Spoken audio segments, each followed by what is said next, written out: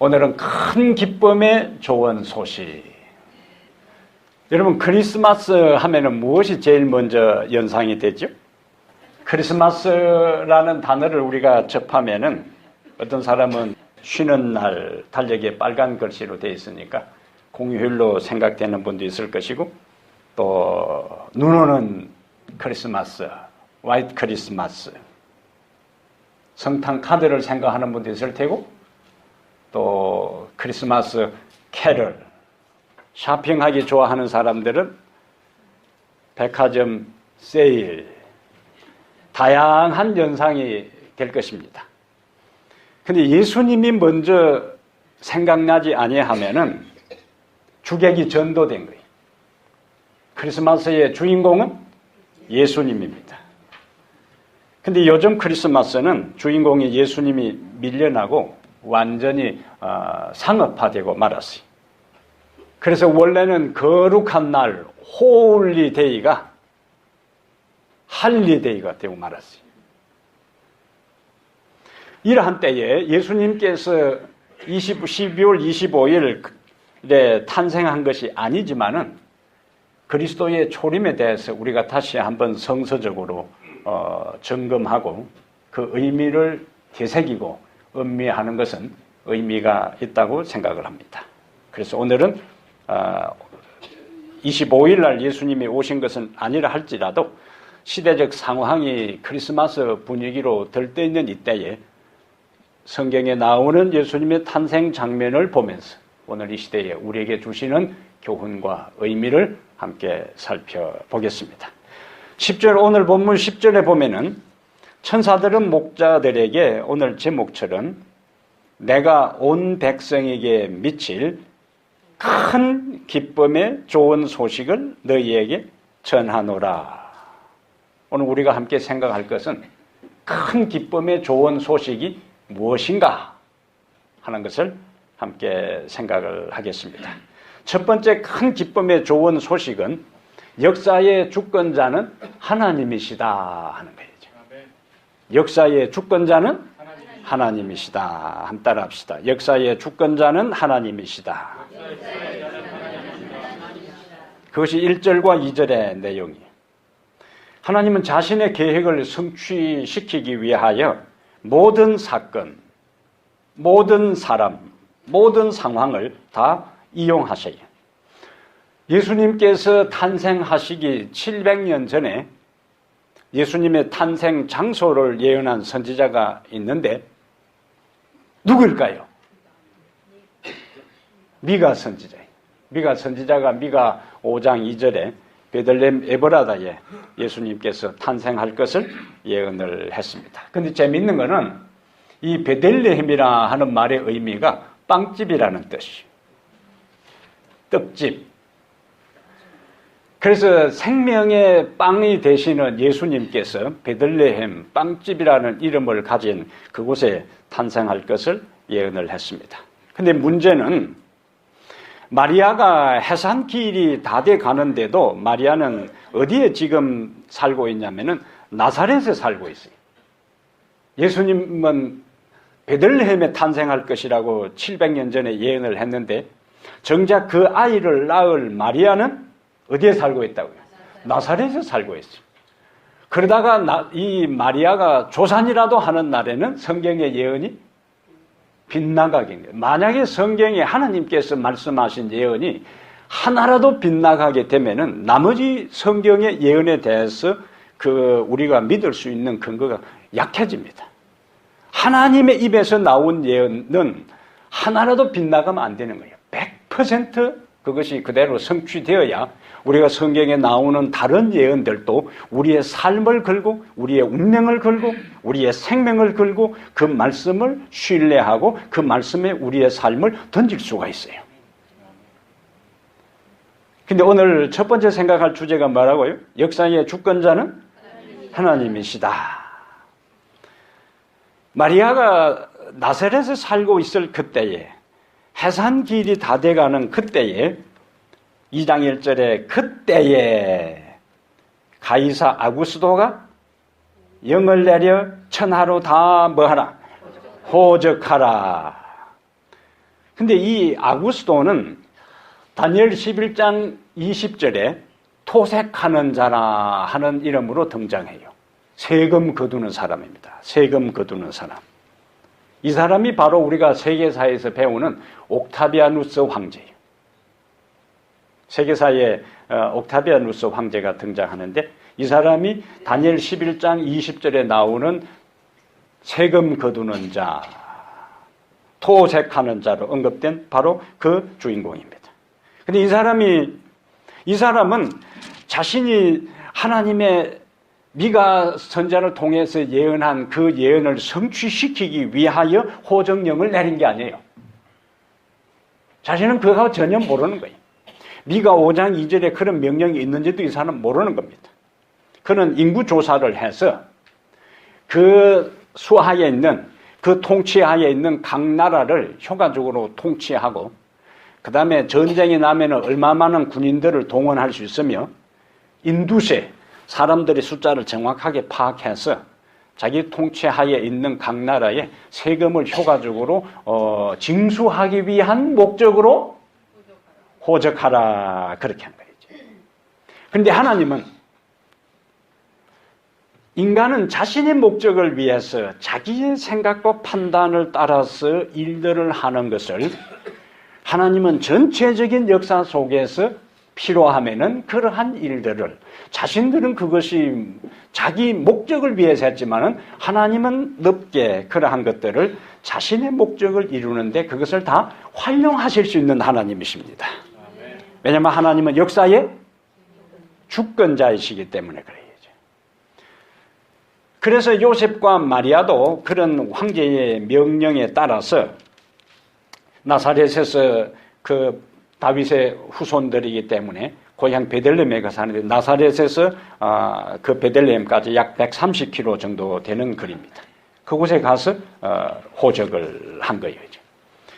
그러므로 우리는 역사는 그냥 흘러가는 것이 아니라 하나님의 손 안에서 하나님이 의도하신 방향으로 하나님의 뜻한 목적을 성취하기 위해서 역사는 흘러가는 거예요. 하나님은 당신의 목적을 성취하기에 모든 사건을 이용하시고 모든 사물을 동원하시기도 하고 모든 인물들을 이용해서 뭘 하신다고요? 당신의 뜻하신 목적을 이루어 가십니다. 그래서 다니엘서의 주제가 몇 가지가 있지만은 그 주제 중에 하나가 하나님은 역사의 주인이시라는 거예요.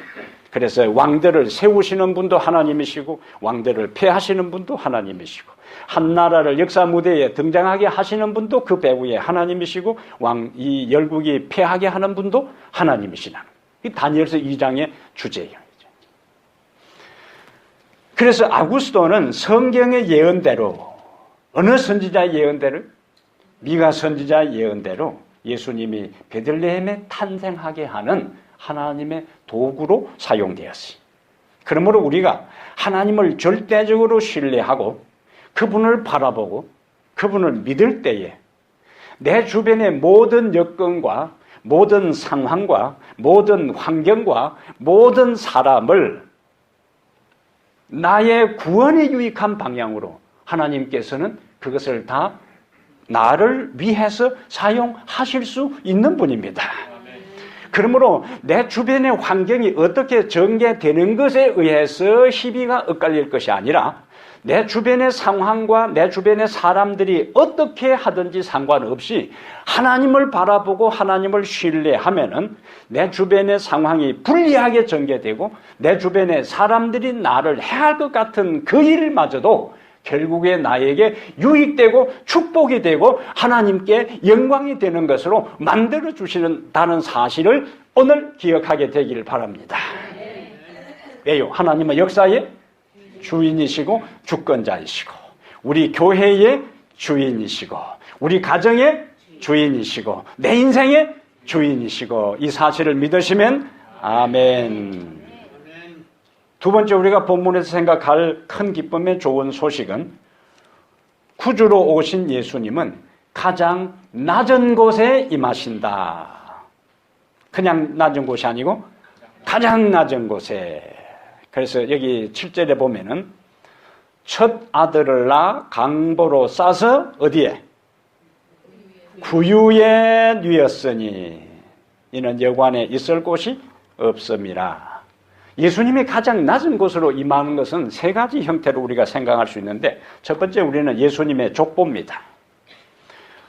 우리가 암송한 말씀 가운데 모든 성경은 하나님의 감동으로 된 것으로, 그럼 모든 성경이 하나님의 감동으로 되었으니까 하나님의 말씀을 읽을 때에 감동이 있어야 되는데, 창세기를 읽을 때는 재밌죠? 출애굽기 읽을 때는 전반부까지는 좀 재밌어요. 그러다가 25장쯤 가서 이제 성소 짓는 거 하면은 재미가 떨어지기 시작하는 거예요. 뭐 몇 큐빅 지루하기 거지없어요. 그래도 인내를 가지고 이제 끝까지 나가다 보면은 레위기서에 들어가서 이제 포기하는 사람이 속출합니다. 너무 재미없어요. 레위기서는 의미를 모르면은 진짜 재미없습니다. 아, 안 되겠다. 신약부터 읽기 시작해야 되겠다. 그래서 마태복음에 가는데 이거는 아브라함과 다윗의 자손 예수 그리스도의 족보라 하고, 아브라함 이삭을 낳고 이삭이 야곱을 낳고 재미없어 포기하고, 안 되겠다. 내년에 다시 시작해야 되겠다. 그렇게. 그러면 마태복음 1장의 족보, 그 재미없는 족보가 나와도 우리가 생각할 것은 모든 성경은 하나님의 감동으로 되었으니까 마태복음 1장 1절부터 17절에 나오는 긴 족보도 하나님의 감동으로 되었으니까 뭔가 그곳에 감동받을 요소가 있을 것이다. 근데 마태복음 1장의 족보에 몇 명의 여인들이 등장합니다. 누가 등장할까요? 마태복음 1장에 등장하는 여인들. 다말이 나오고, 아, 여기서 막히네. 내년에 또 성경 통독해야 되는 거예요. 예배가 없어. 또 시작해야 되는 거예요. 다말이 나오고 또 누가 나와요? 라합이 나오고, 또 나오미의 며느리 롯이 나오고, 그 다음에 우리아의 아내가 이제 나와요. 그런데 성경시대에는 여인들은 족보에 이름을 넣지 않습니다. 그냥 여인들은 가정의 생활 수단이에요. 인구수에도 포함 안 시켰어요. 여러분들 오늘날 여인들은 좋은 시대에 사는 거예요. 이스라엘 백성들이 애굽에서 나와서 광야 생활을 할 때에 이스라엘 백성들의 수를 이야기할 때도 꼭 20세 이상으로 전쟁에 나갈 남자들이 60만이라 이렇게 나오지, 여자들은 포함시키지 않았어요. 신약시대에 와서 상황이 달라졌는가? 예수님께서 떡 5개와 물고기 2마리로 5,000명을 먹이실 때도 남자만 5,000명이더라. 여자 끼워주면 어때요? 아이들하고 여자들 끼워주지도 않았어요. 남자만 5,000명이더라. 그렇게 나오는 거예요. 그러면 일반 여인들도 숫자도 끼워주지 않았는데, 여기 마태복음 1장에 나오는 여인들의 몇몇은 숫자에 들어가는데도 자격 미달이고, 거룩한 예수님의 족보에 들어가는 데는 완전히 자격 미달의 여인들이에요. 마태복음 1장 3절에 다말이 나오는데 야곱의 아들 유다의 며느리입니다. 그런데 이 다말은 창세기 38장에 길가의 여인의 몸파른 여인으로 변장해서 자기 시아버지를 유혹해서 관계를 맺어 아들을 낳은 여인이에요. 5절에 나오는 라합은 여리고성 자체만 해도 부도덕하고 타락한 곳이요. 그런데 그 타락한 여리고에서 남자를 상대로 돈벌이하는 몸파는 여자였습니다.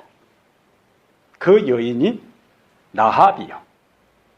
그 다음에 룻은 당시 이스라엘로부터 개처럼 취급받던 이방 여인이었어요. 모압 여인이었어요.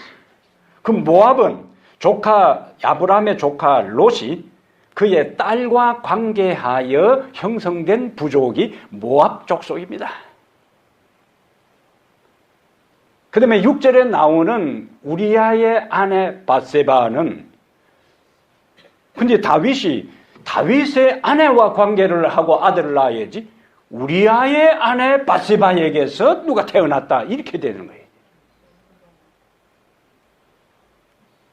이상하잖아요. 충격적이죠. 구약에는 사라도 등장하고 리브가도 등장하고 라헬도 등장하고 유명하고 훌륭한 족장들의 어머니가 많이 있는데 이들은 모두 다 빠지고 왜? 상처투성이, 허물투성이, 죄악의 투성인 이 여인들을 거룩한 예수님의 족보에 여인들은 이름을 올리지도 못하는 그 시대에 왜 마태는 의도적으로 이들의 이름을 거룩한 예수님의 족보에다가 올렸을까 하는 거죠. 여기에 큰 기쁨의 좋은 소식의 신비가 있습니다. 그들의 모든 죄악과 허물과 실수와 수치스러운 과거가 하나님 안에서 다 용서되었고 하나님의 자녀가 되었다는 것을 웅변적으로 변정하고 있는 겁니다. 그러므로 어떤 신분의 사람이라도 무슨 죄를 범한 사람도 어떤 출신의 사람도 주님 안에서 다 용서받고 주님 안에서 새 출발할 수 있고 주님 안에서 하나님의 자녀가 될 수 있음을 예수님의 족보 안에 기록된 부정한 여인들의 이야기를 통해서 우리에게 큰 기쁨의 좋은 소식으로 말씀해주고 있는 것입니다. 복음이요, 복음. 감사하게 되기를 바랍니다. 아멘으로 영광을 돌리십시다. 예수님이 가장 낮은 곳에 임하신 두 번째 모습은 출생 장소입니다. 죄의 흔적이 묻어있는 가문을 통하여 예수님께서 이 땅에 오셨는데 그가 태어난 장소가 11절에 그 7절에 보니까 구유에 니었으니 말들이 기거하는 마국간에서 예수님께서 태어나셨어요.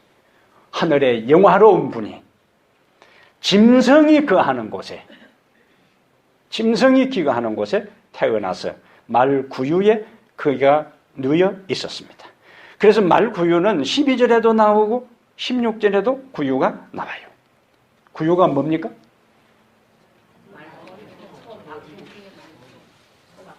연물통이에요. 연물통. 지저분하고 냄새 나는 곳입니다. 그 다음에 예수님께서 낮은 곳에 임한 또 다른 모습은 그가 태어난 소식을 제일 먼저 누구에게 전했느냐. 그가 태어난 가문도 그가 태어난 장소도 그가 태어났다는 놀라운 기쁜 소식이 제일 먼저 누구에게 전해졌느냐 하는 것을 우리가 생각할 필요가 있습니다. 천사들은 큰 기쁨의 좋은 소식을 전하기 위해 최고의 권력을 누리고 있는 왕궁의 헤롯 왕에게 가지 않았습니다.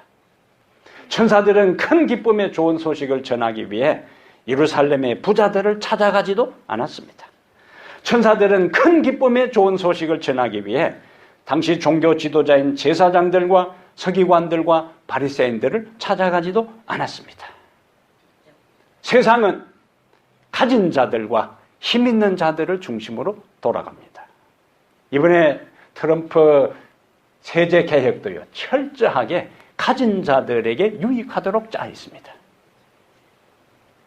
서민들, 가난한 자들을 위한 게 아니에요. 1% 최고로 가진 자들을 위해서 모든 시스템이 이루어졌어요. 그런데 오늘 본문의 천사들은 누구를 찾아갔는가? 누구를 찾아갔어요? 목자들을 찾아갔어요. 예수님이 태어날 당시의 목자들은 우리나라의 옛날에 천민들이 있었던 것처럼 유대 나라의 가장 초라하고 밑바닥의 인생들을 사는 사람들이었어요. 그런데 예수님께서 태어난 큰 기쁨의 좋은 소식을 천사들은 그들에게 찾아가서 전했어요. 그들이 가난했기 때문에도 아니에요. 그들이 초라한 직업을 가진 사람들이기 때문이 아니었습니다.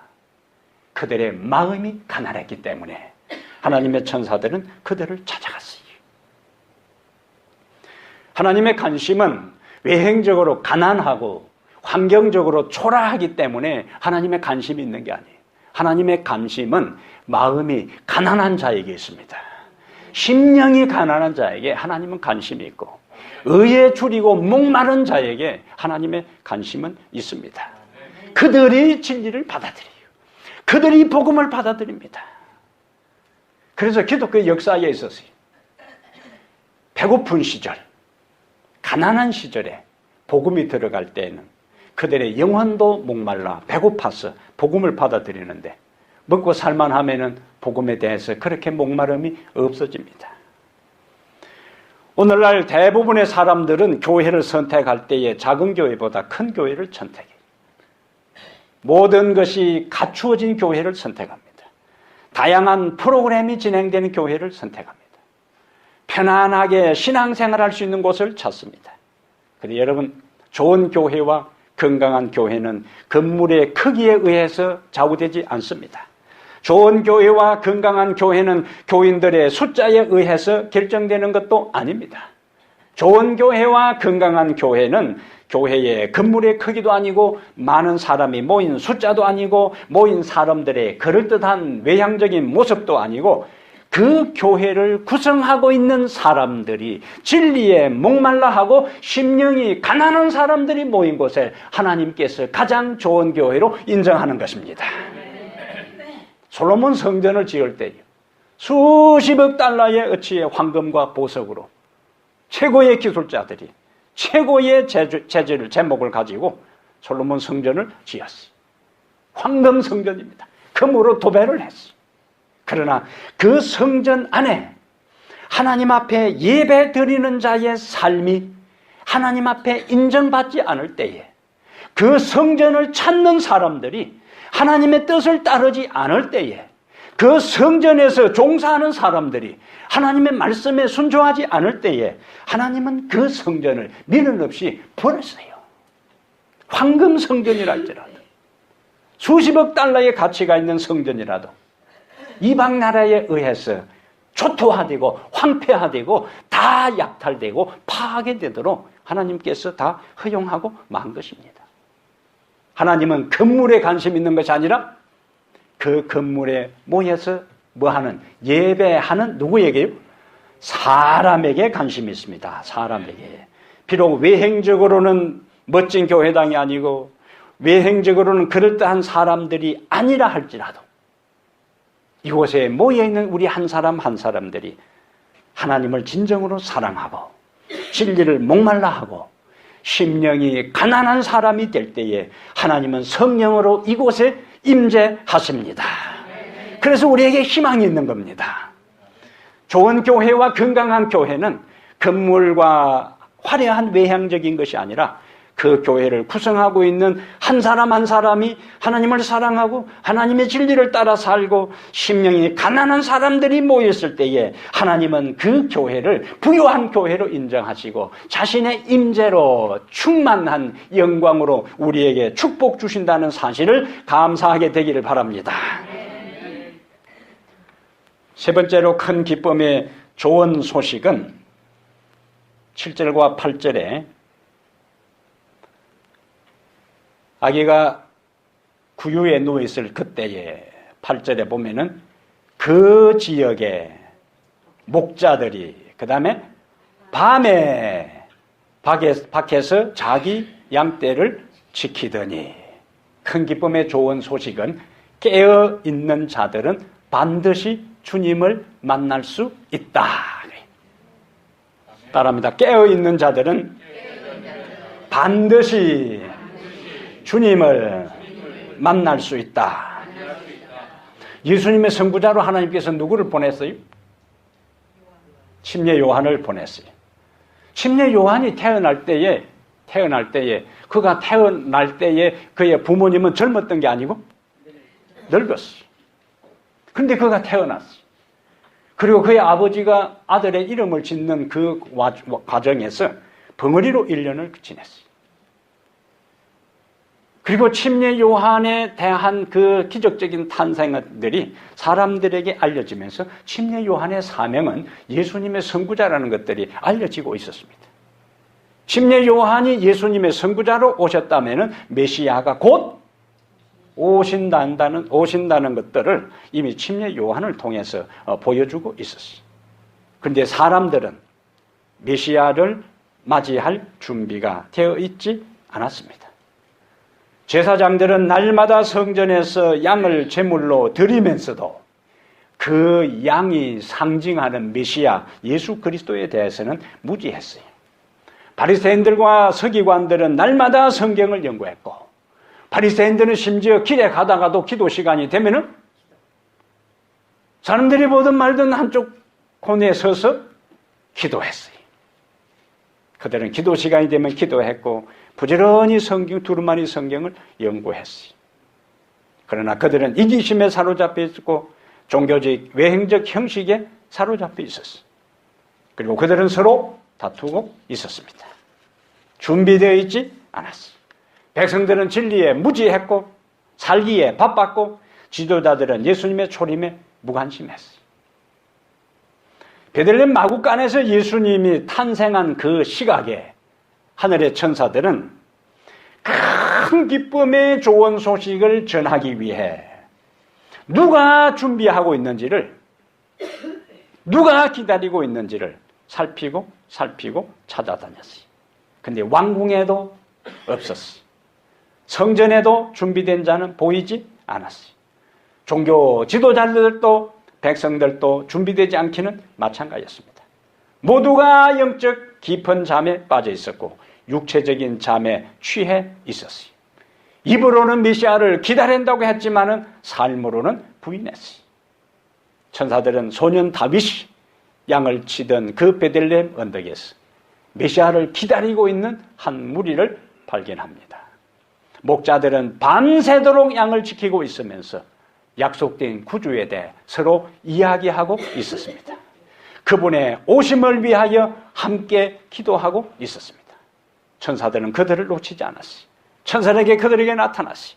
그리고 9절에 보니까 주의 천사가 곁에 서고 주의 영광이 그들을 두루비치매 크게 무서워하는지라. 천사가 이르되 무서워하지 말라. 보라 내가 온 백성에게 미칠 큰 기쁨의 좋은 소식을 너희에게 전하노라. 큰 기쁨의 좋은 소식을 누구에게요? 너희에게. 밤새도록 깨어서 자신의 일에 충실해 양떼를 지키고 있는 목자들에게 큰 기쁨의 좋은 소식이 전달되었습니다. 목자들은 그냥 깨어있지 않았어요. 목자들이 밤에 8절에 보니까 밖에서 자기 양떼를 지키더니 이 구절을 놓치지 말아야 돼요. 성경에 나타난 하나님의 부름을 받은 자들의 특징들은 빈둥빈둥 노는 사람들 부름받은 사람이 없어요. 자신의 일에 충실한 사람이었어요. 엘리사는 언제 부름을 받았어요? 그래서 내년에 또 읽어야 돼. 할 수 없죠. 또 통독해야 돼. 그것이 줄줄 나올 때까지 또 읽어야 돼요. 엘리사는 밭을 갈고 있을 때에 부름을 받았어요. 하나님께서 기드온에게 언제 나타났어요? 하나님의 사자가? 그가 밀타작을 하고 있을 때에. 하나님께서 모세에게 언제 나타났어요? 양을 치고 있을 때에. 하나님께서 다윗을 언제 불렀어요? 양떼를 돌보고 있을 때에. 예수님께서 베드로와 요한을 언제 불렀어요? 고기를 잡고 있을 때에. 자신의 일에 충실한 사람들을 하나님께서 그들을 불렀어요. 그리고 다시 그들에게 사명을 주셨습니다. 중요한 것은 그들은 자신의 일에 충실한 것만이 아니라 영적인 일에도 관심을 갖고 있었습니다. 엘리사는 배도의 길로 가는 민족에 대한 아픔을 가지고 있었어요. 기도는 반복되는 이방 민족의 침입에 대해 동족이 고통당하는 것을 괴로워하고 있었어요. 모세는 양을 치면서도 애굽에 고통당하는 자신의 민족에 대한 부담이 있었어요. 그들은 열심히 살되 민족의 구원을 염려했고 그들의 삶의 방향은 하나님을 향하고 있었고 그들의 인생의 중심은 하나님이셨습니다. 우리 그리스도인은 열심히 살아야 돼요. 열심히 살아야 됩니까? 열심히 살아야 돼요. 그런데 그 열심히 사는 것만으로 충분하지 않습니다. 사명을 망각하고 믿음을 상실하고 인생의 방향을 잃어버리고 열심히 사는 것은 멸망의 길로 가는 것입니다. 마태복음 24장의 말씀을 하나 보겠어요. 누가복음 앞에 마태복음 24장, 우리가 평범한 말씀 가운데 놓치지 말아야 할 의미가 있는 구절이에요. 마태복음 24장 40절 보겠어요. 마태복음 24장 몇 절요? 40절 41절. 자, 그때에 두 사람이 밭에 있음에 한 사람은 데려가고 한 사람은 버려둠을 당할 것이요. 41절. 두 여자가 맷돌을 갈고 있음에 맷돌질을 하고 있음에 한 사람은 데려가고 한 사람은 버려둠을 당할 것이고. 성전에 있는 사람은 데려가고 농사짓고 맷돌질을 한 사람은 버려두고, 그게 아니에요. 자, 들판에 있는 사람, 밭에 있는 사람과 맷돌질을 하고 있는 이것은 일상의 일입니다. 당시에. 그러므로 예수님 재림하실 때까지 일상의 일들은 계속 된다는 거예요. 그런데 일상의 일들이 계속될 때에 어떤 사람은 일상의 일을 하다가 구원받는 사람이 있을 것이고, 어떤 사람은 일상의 일을 똑같이 했는데 버려둠을 당하는 사람이 있을 것이라는 거예요. 중요한 것은 일상의 일을 하되 열심히 살되 영적으로 깨어 있어야 된다는 말씀입니다. 왜냐하면 앞에 37절에도 노아의 때와 같이 인자의 임함도 그러하리라. 홍수전에 노아가 방주에 들어가던 날까지 사람들이 뭐하고? 먹고 마시고 장가들고 시집가고 있으면서, 자, 먹고 마시고 장가들고 시집가는 것은 두 가지 의미예요. 하나는 일상의 일입니다. 하나는 부절제한 일이에요. 그럼 오늘 일상의 일에 초점을 맞출 때에 홍수전에 노아가 방주에 들어가던 날까지 사람들이 먹고 마시고 장가들고 시집가고 있으면서 일상의 일이요. 그러다가 39절에 보니까 홍수가 나서 그들을 다 멸하기까지 뭐 했다고요? 깨달지 못하였으니 인자의 임함도 이와 같으리라. 예수님께서 재림할 때도, 역사의 끝날에도 일상의 일이 반복될 텐데 깨달지 못하는 사람은 다 어떻게 된다고요? 버림을 당한다는 이야기. 그러므로 우리가 열심히 살면서 우리의 영적인 면에 있어서 항상 내 인생의 삶의 방향을 점검하고 내 인생의 우선순위를 확인하고 내가 오늘 무엇을 위해 어디를 바라보며 어떤 중심으로 인생을 사는지를 항상 매 순간순간 걸음마다 점검하고 의식하고 살아가야 돼요. 왜냐하면 그 삶의 연장선에서 내 인생의 끝이 결정되는 거예요. 특별한 일이 일어나지 않습니다. 그날도 해가 떠오르고 그날도 사람들은 일터로 가고 그날도 똑같은 일상의 일이 반복될 때에 평소에 내 마음속에 어떤 삶의 중심과 하나님을 향한 인생의 방향이 확실해졌느냐에 의해서 내 인생의 끝날과 역사의 마지막이 올 때에 내 운명이 그때 결정된다는 거예요. 하루하루가 중요합니다, 여러분. 예? 우리의 삶이 바뀌지 않아요, 쉽게. 오늘 이 모습이 지금 현재 앉아있는 여러분의 인격과 여러분의 가치관과 여러분의 사상과 여러분의 인생의 우선순위와 여러분의 모든 삶의 방향은 지금까지 내가 어떻게 살아왔느냐에 대한 총체적인 모습이 지금 앉아있는 여러분의 모습이에요.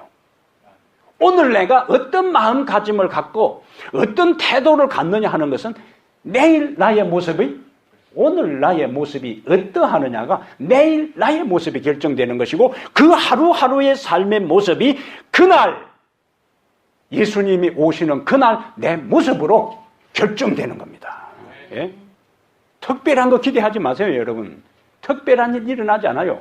일상의 일이요. 일상의 삶의 하루하루의 삶 속에서 그것이 나의 하나님 앞에 내 모습이 결정되어 그날 내 운명을 결정하는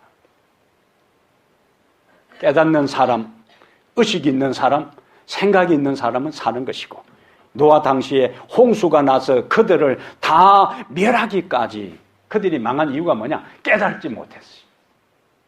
어디로 가는지도 몰랐어요. 무엇을 위해 살아야 하는지도 몰랐어요. 인생의 중심이 무엇이 되어야 하는지를 몰랐어요. 인생의 방향이 어디를 결정해야 되는지를 몰랐어요.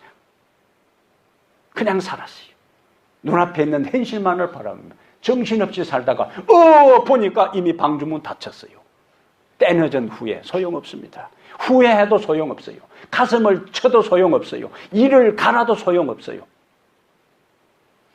문 안에, 방주문 안에 있는지 방주문 밖에 있는지에 따라서 운명은 결정되는 겁니다. 일상의 일이 반복됩니다. 그래서 성경은 우리에게 24장 42절에 그러므로 뭐 하라고요? 깨어있으라. 어느 날에 너희 주가 임할는지 너희가 알지 못함이니라. 종말에 있어서는요, 개인적인 종말이 있고 역사의 종말이 있는데, 개인적인 종말은 우리의 죽음입니다.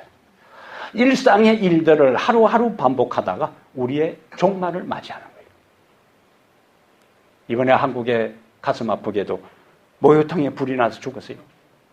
모욕하러 간 사람이 거기서 불이 나서 죽을 줄 누가 생각했겠어요? 아무도 몰랐어요. 아무도 몰랐어요. 그러나 그곳에서 최후를 마치잖아요. 그때 죽을 때에 내가 어떤 영적 상태가 있었느냐가 내 운명을 결정한다는 거예요. 예? 그래서 우리의 하루하루 한순간 한순간이 엄숙하고 두려운 것입니다. 예? 되는 대로 우리는 인생을 살 수가 없어요.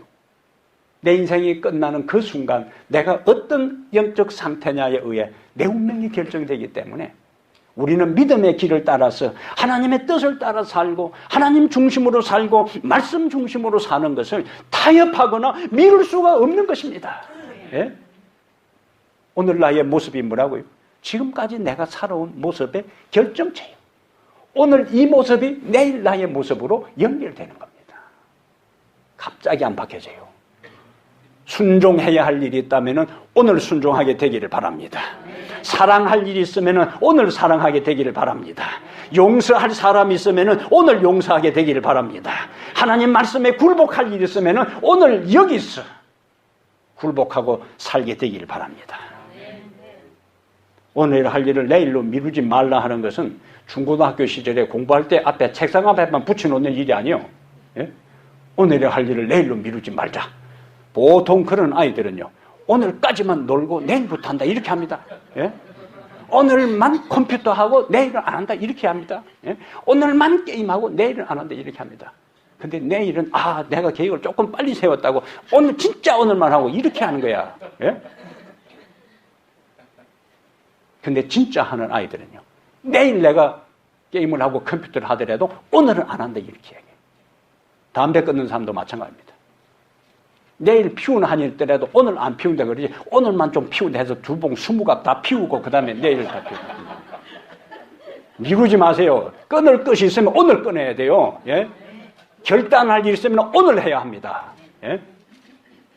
습관이라는 것은 제2의 천성이기 때문에 미루는 것만큼 더 우리를 얽어맵니다. 점점 우리를 꽉 틀어서 숨도 못 쉬게 만드는 거예요.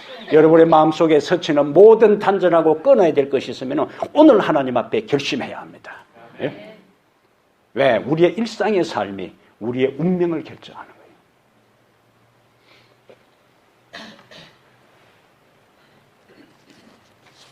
목자들은 밖에서 열심히 양을 지키는, 깨어서 양을 지키는 그 일을 하면서 메시아의 오기를 기다리고 그것을 위해서 기도했기에 하나님의 천사들은 그 당시에 있었던 수많은 사람들을 찾아가지 않고 그들을 찾아갔어요.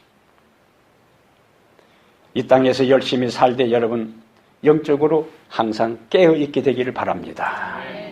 세상이 어디로 가고 있는지, 오늘 내가 살아가는 이 시대가 어떤 시대인지를 날마다 예의주시하면서 하나님 하루가 시작될 때에 하나님 오늘 또 나에게 영적으로, 육적으로 눈 뜨고 있는 이 시간도 내 영적으로 깨어있는 시간이 됐어. 오늘 내 인생의 마지막이 된다 할지라도 그 순간에 하나님 앞에 부끄러움이 설 수 있는 사람이 되게 해달라고 매 순간 영적으로 깨어있는 사람들 되기를 다시 한번 축복합니다.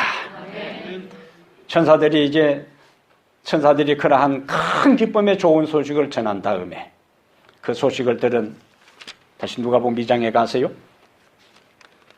목자들은 그 소식을 듣고만 있지 않았어요. 누가복음 2장 15절에 천사들이 떠나 하늘로 올라가니 목자가 서로 말하되 이제 뭐 하자고요?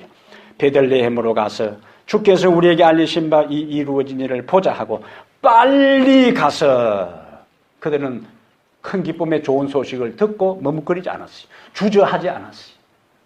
자기들 양을 지키는 것하고 그 다음날 하지 않았어요. 큰 기쁨의 좋은 소식을 들은 그들은 빨리 가서 복음에 대해서는 하나님의 말씀에 대해서는 우리는 적극적으로 반응해야 되는 거예요. 순종을 미루지 말아야 됩니다. 이유를 달지 말아야 돼요. 변명하지 말아야 돼요. 핑계하지 말아야 돼요. 머뭇거리지 말아야 합니다. 빨리 가서 마리아와 요셉과 구유에 누긴 아기를 찾아서 보고 천사가 자기들에게 이 아기에 대하여 말한 것을 전하니 듣는 자가 다 목자들이 그들에게 말한 것을 놀랍게 여기되 마리아는 이 모든 말을 마음에 새겨 생각하니라. 목자들은 자기들에게 이르신 바와 같이 듣고 본 그 모든 것으로 인하여 뭐하고 하나님께 영광을 돌리고 찬송하며 돌아가니라. 메시아를 만난 사람들의 삶이 뭐냐? 하나님께 영광 돌리고 찬송하는 삶이에요. 우리의 삶이 무기력하고 우리의 삶이 주저하고 멈칫거리고 우리의 삶에 기쁨이 없고 우리의 삶에 감동이 없고 우리의 인생에 감격이 없는 것은 메시아에 대한 진정한 예수님에 대한 진정한 만남이 없기 때문에 그런 거예요. 진짜 예수님을 만나고 예수 그리스도가 내 인생의 주인이 되고 나를 허물과 죄악 가운데서 나를 구원해 주시고 나를 살려주시고 나를 하나님의 자녀로 삼아주셨다는 것을 믿고 확신한 사람의 삶은 하나님께 영광 돌리는 삶이 되고 하나님을 찬송하는 삶이 되고 하나님께 충성하는 삶이 되고 하나님의 말씀을 따르는 삶이 되는 겁니다. 오늘 우리는 진지하게 내 삶을 한번 내 자신을 살펴봐야 돼요. 내가 메시아를 만났는가? 내가 예수 그리스도를 참으로 만났는가? 내 안에 예수 그리스도가 성령으로 계시는가? 내 삶의 중심은 누구인가? 누구를 바라보며 살아가는가? 오늘 이 시간 점검하고 살피게 되기를 바랍니다. 목자들은 메시아를 만나고 난 다음에 그 모든 것으로 인하여 하나님께 영광을 돌리고 찬송하며 돌아가니라. 여러분의 삶이 바로 그렇게 되기를 바랍니다. 예수님을 만나게 되기를 바랍니다. 만난 예수로 말미암아 하나님께 영광을 돌리고 찬송하는 삶이 되기를 바랍니다. 오늘 나의 삶은 피곤하고 오늘 내 삶의 환경은 답답하다 할지라도 그 모든 삶의 환경과 조건과 모든 여건보다 내가 만난 예수에 대한 감격이 내 영혼을 뜨겁게 만들어서 하나님께 영광 돌리고 찬송하고 감사하는 삶, 바로 그 삶이 여러분 모두의 삶이 되기를 축복합니다. 큰 기쁨의 좋은 소식은 하나님이 역사의 주인이라는 사실이에요. 하나님은 모든 것을 활용하여 당신의 목적을 이루십니다. 그분을 내 인생의 주인으로 모시고 그분을 우리의 가정의 주인으로 모시고 그분을 우리 교회의 주인으로 모실 때에 하나님은 상황과 환경을 이용해서 당신을 주인으로 모시고 살아가는 모든 한 사람 한 사람의 삶에 축복이 되고 기쁨이 되고 은혜가 되고 그리고 하나님께 영광이 되는 것으로 모든 상황을 만들어 주실 것입니다. 합력하여 선을 이루게 해 주실 것입니다. 그분은 이 세상에 오시되 가장 낮은 곳에 임하셨어요. 가장 보잘것없는 가문에 가장 비천한 장소에 그리고 그의 큰 기쁨의 좋은 소식이 가장 낮은 사람들에게 먼저 전해졌어요. 그들은 누구였는가? 깨어있는 사람들이었어요.